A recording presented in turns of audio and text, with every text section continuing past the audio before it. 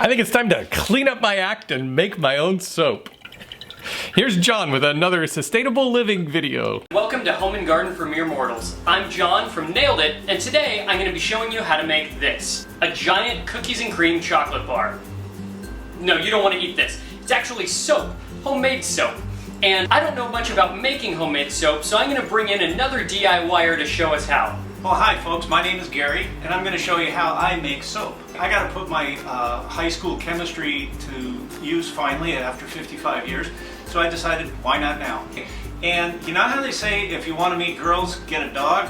Well, this is better. So I give this away, and it's a real icebreaker at parties. Everybody loves it at Christmas time. Everybody loves it if somebody's getting married. It's a great gift.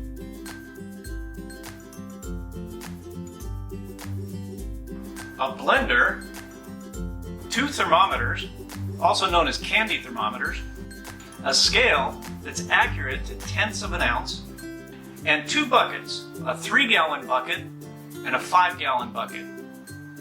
The 3-gallon bucket should have a lip on it.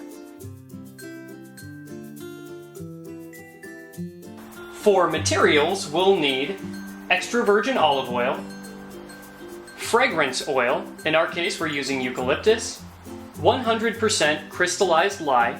You don't want something in capsules or powder form, make sure it's the crystallized kind. We'll need poppy seeds and loaf pans. Safety has to be taken very seriously when making soap.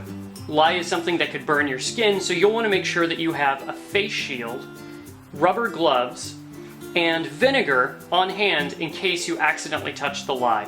Now we're using 68 ounces of olive oil, but we're also adding in 2 ounces of fragrance oil. That comes to 70 ounces of oil that we need to plug into our calculator to find out how much lye we need to use. The perfect range of lye that we need to use is somewhere between 8.72 and 9.01 ounces of lye.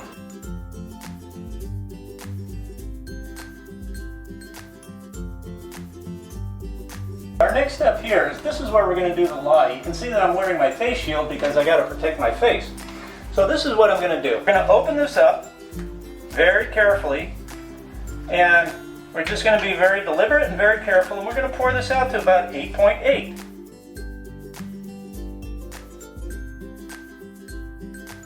Now, unless you're working in a really well ventilated area, you're going to want to bring this outside to mix the lye and the water together.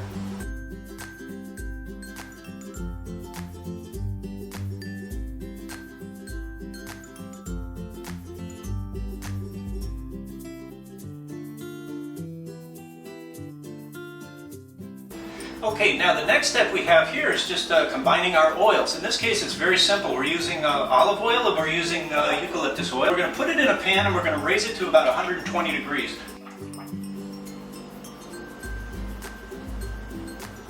I'm going to make sure I get it all in there.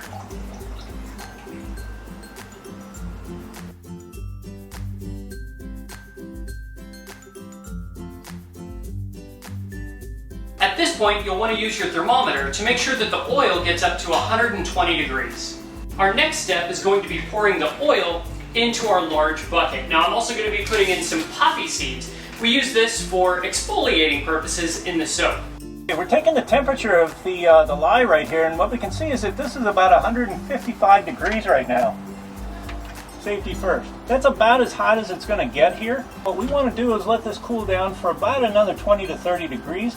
And then we're going to mix the two together. So here we are. We have our lye over here and we have our oil over here. They're about 120 degrees together. This has a lip on it, and we're going to pour this very carefully into the orange bucket here.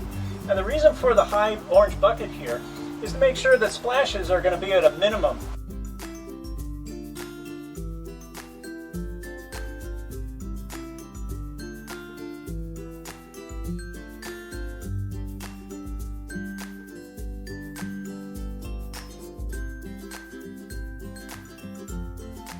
Our next step is just pouring the soap into a mold. You can use all kinds of different things, like those funny little ice cube trays that have neat designs. In our case, we're just pouring it into a bread pan. Oftentimes, a lot of DIY projects are really dirty. In this case, if you spill any of the soap, you're really just cleaning your kitchen.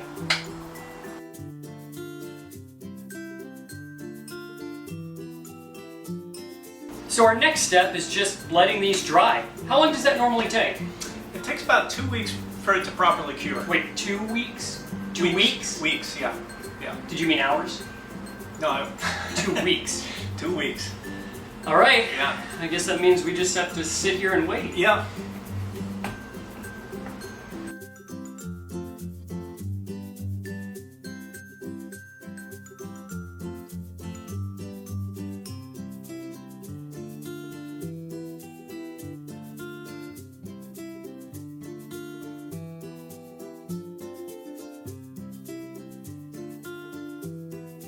Wow, that was a lot of fun, and it was a lot more simple than I thought it would be.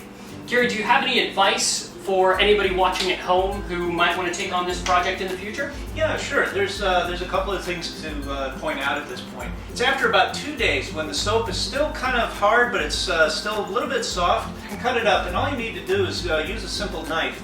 Any shape, any size that you like. Well, thank you guys for watching. If you like this video, give us a thumbs up, subscribe, come to my home channel, Nailed It, and subscribe there as well. Give us some comments about what you think, and we'll see you next time.